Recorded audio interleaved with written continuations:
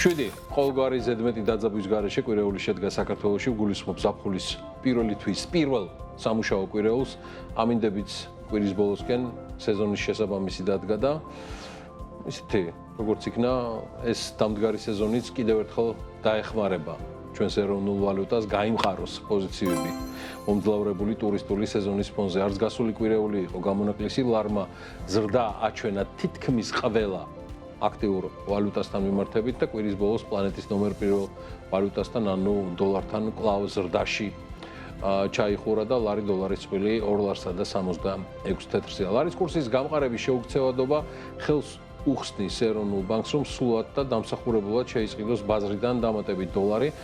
ამიტომაც არის რომ ჩვენი სავალუტო რეზერვები არის მზარდი და სხვადასხვა მონაცემებით წლის ბოლომდე მან შეიძლება 7 მილიარდ დოლარსაც გადააჭარბოს.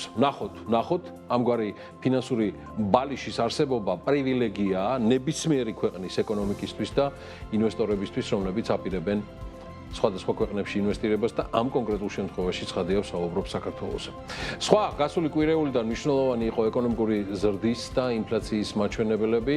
EBRD-მა საქართველოს 2026 წლის ეკონომიკური ზრდის მაჩვენებელი 9 პროცენტული პუნქტით 6%-მდე გაზარდა. მომავალ 2027 წლის პროგნოზი კი უცვლელად 5%-ზე დატოვა.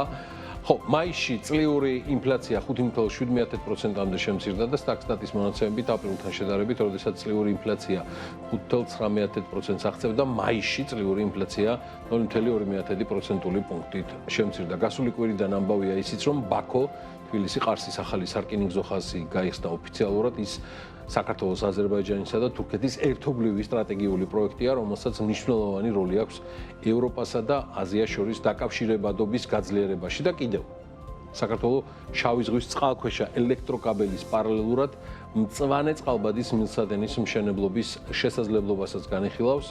მოდი ჯერ ერთს დავწეროთ ჯვარი და მერე მწვანეც იქნება და სხვა ფერის წყალბადიც დარწმუნებული ვარ ჭარბად. ეს ძალიან მნიშვნელოვანი პროექტია, მაგრამ რითაც წყალქვეშა ელექტროკაბელის პროექტის განხორციელება მიდის, გულისხმობ ტემპს, ის ცხადია ნაკლებად მისაღებია და აქ ძირითადად გარე ფაქტორები მოქმედებს მის არც თუ სწრაფ განვითარებაში.